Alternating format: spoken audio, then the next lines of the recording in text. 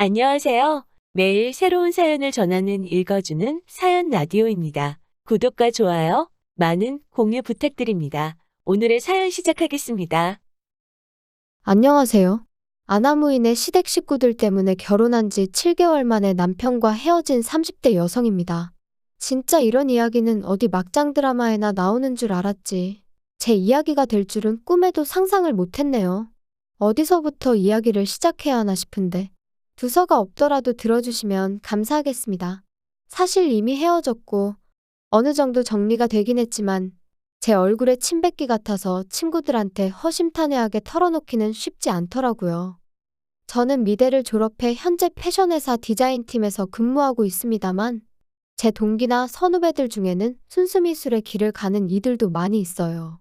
그리고 그런 이들 중 한 선배가 강남에서 처음으로 개인전을 하게 되었는데 저한테도 시간 날 때 한번 보러 오라고 하더라고요. 그래서 기왕이면 오픈하는 날 꽃이라도 사들고 가서 축하해줘야겠다는 마음으로 참석하게 되었는데 그때 남편과 처음 마주쳤습니다. 듣자 하니 선배랑 고등학교를 같이 다녔다고 하대요. 아무튼 남편 쪽에서 먼저 연락처를 물어봤는데 평소라면 솔직히 거절했을 테지만 선배 친구라니 거절하기가 좀 껄끄러웠어요. 그래서 설마 별일 있겠냐는 생각으로 알려주고 말았는데 그게 시작이었네요. 전시회 이후로 한 달쯤 지났을까? 모르는 번호로 연락이 왔어요. 전화는 아니고 문자로 그때 인사했던 누군데 기억하냐 뭐 그런 내용이었죠.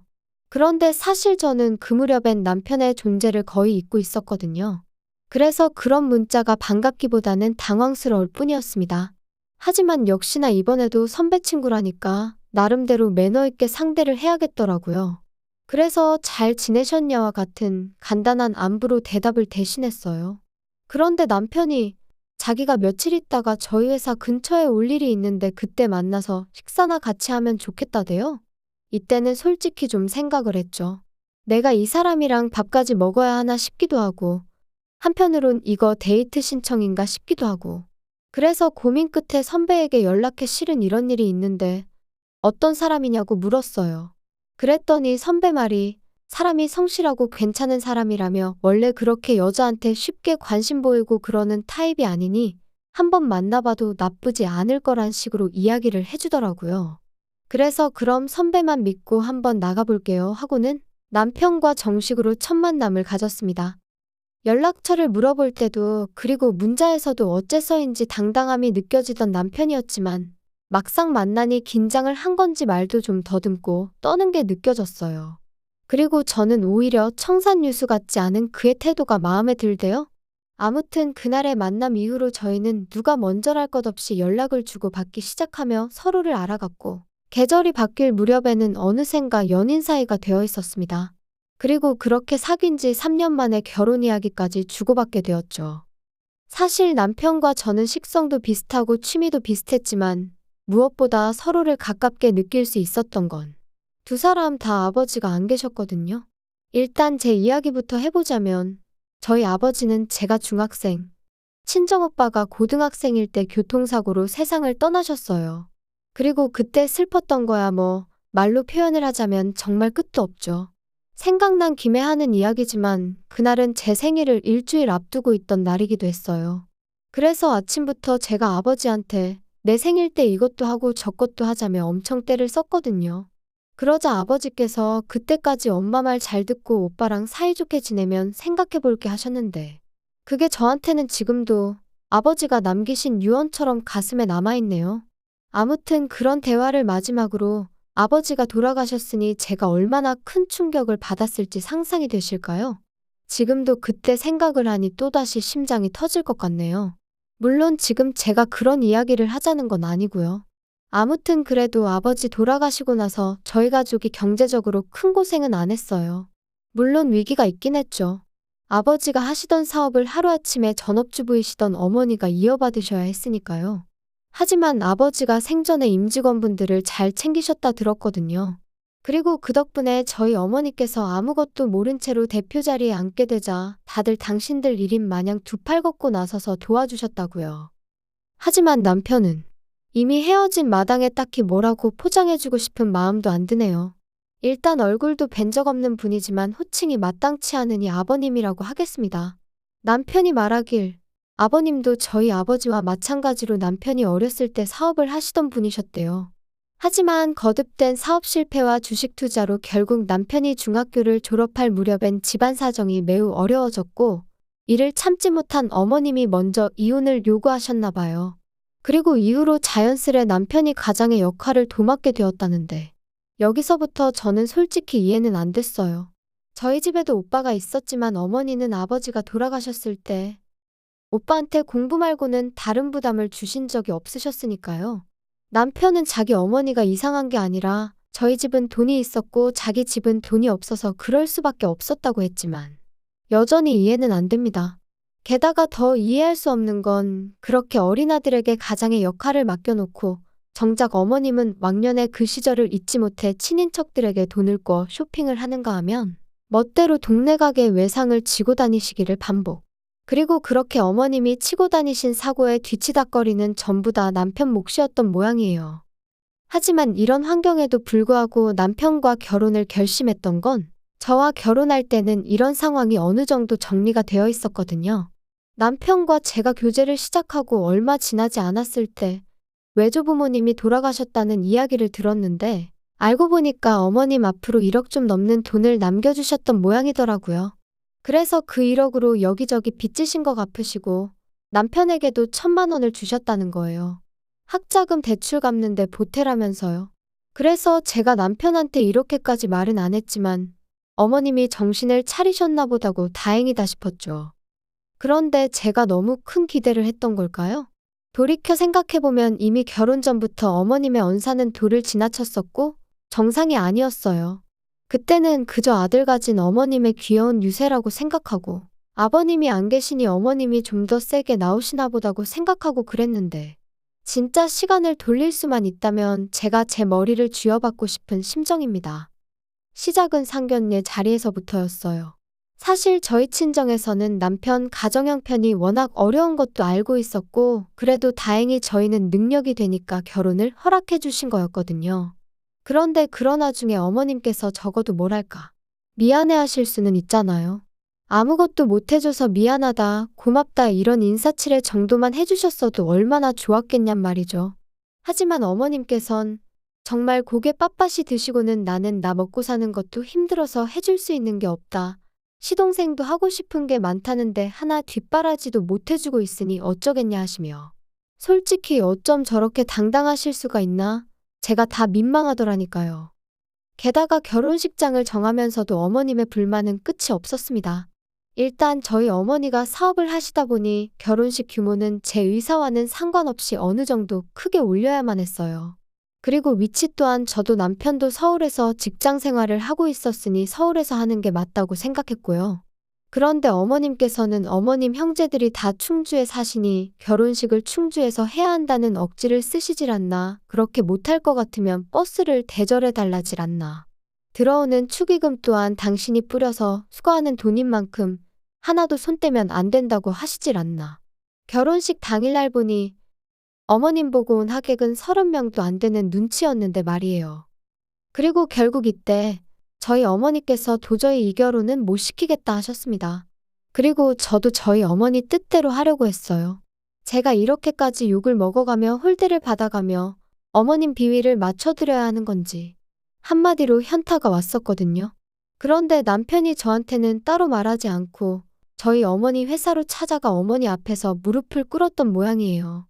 자기 어머니가 돈에 한이 맺히신 분이라 그렇다며 장모님이 한 번만 이해해 주시면 안 되겠냐 하면서 그리고는 자기 어머니 때문에 제가 마음고생하는 일은 없도록 자기가 정말 중간에서 똑바로 처신하겠다고요.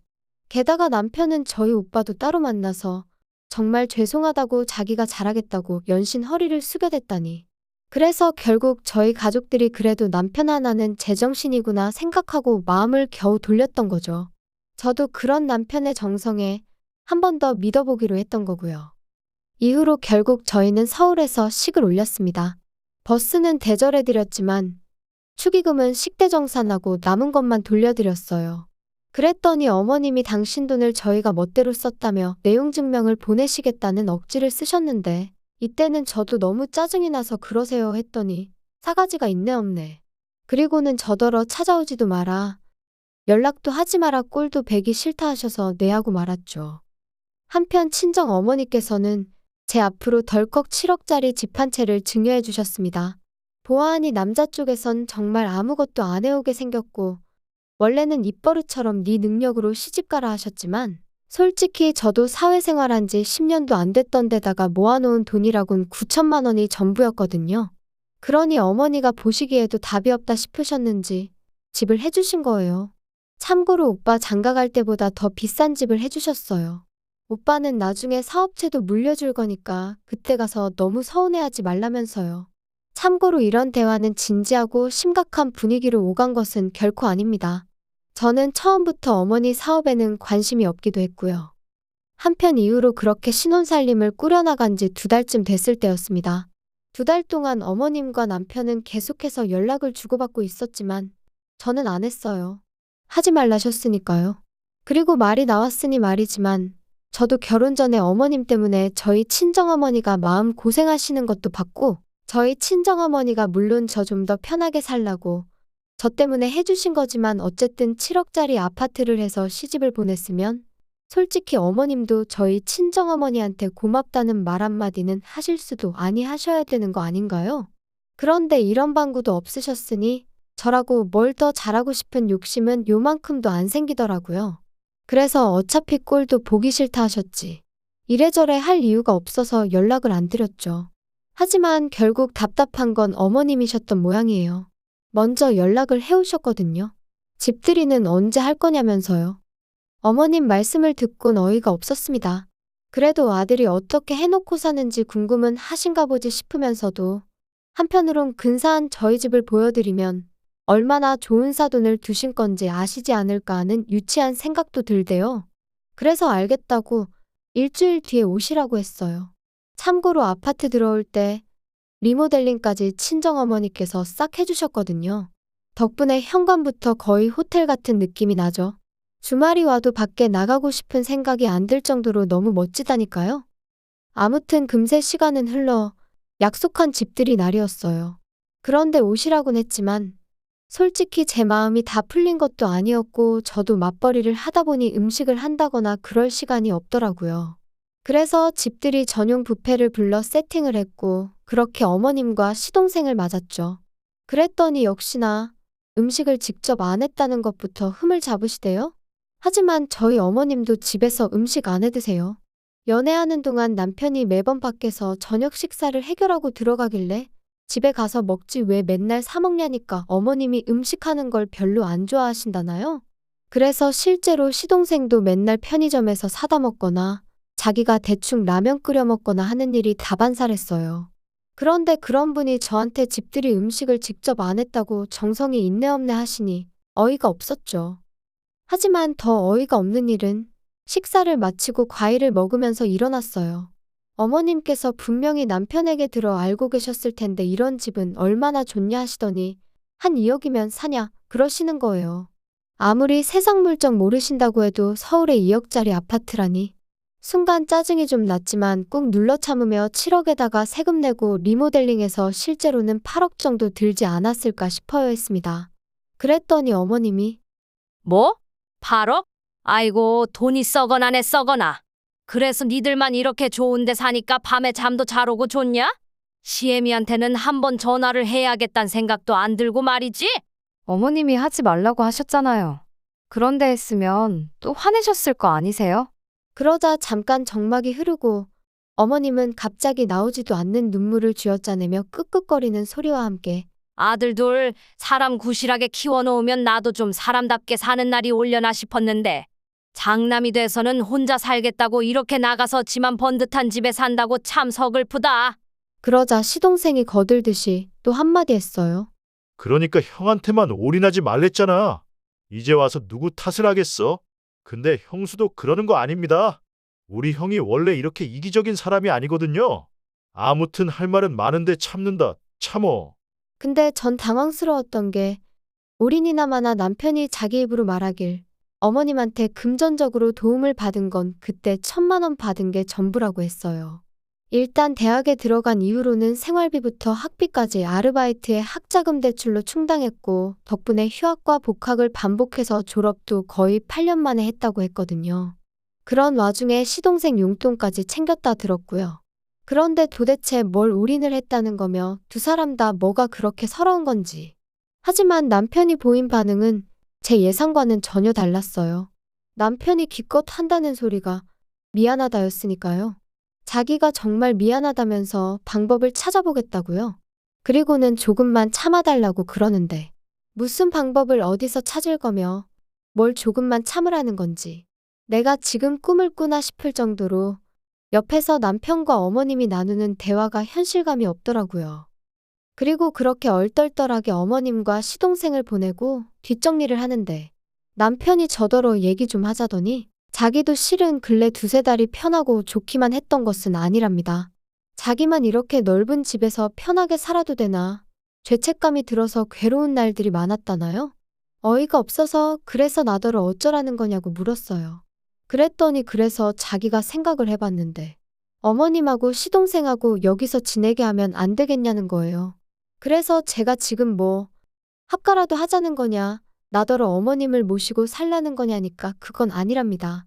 그렇게 살면 서로 불편해서 어떻게 지내냐고 그게 아니고 그냥 이 집 자체를 그대로 어머님하고 시동생한테 내주자는 거라나요?